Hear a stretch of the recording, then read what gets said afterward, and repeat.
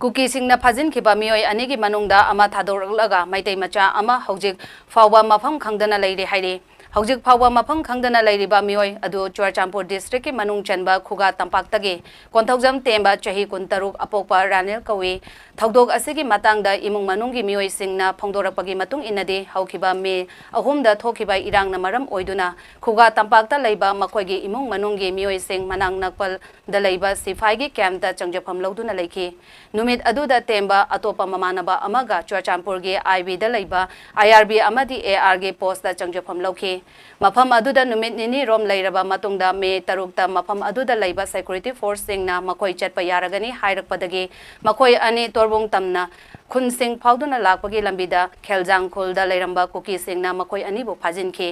मदुगी मतुंगदा ममानबा अदु थादोरकलगा तेंबबुना फाजिनदुना थमौखि अदुम ओइनमक हौजिक फावबा तेंबगी खोंगुल लिबा फंगदना लैरे महाक हिंगलिब्रा नत्रगा सिख्रिब्रा हाइबदु खंगबा ngamdre मरम अदुना हिरम असिगी मतंगदा मरी लैनबा सिंगना थिदोकपिनबा इमुंग मनुंगी माइकैदगी हाइरकले।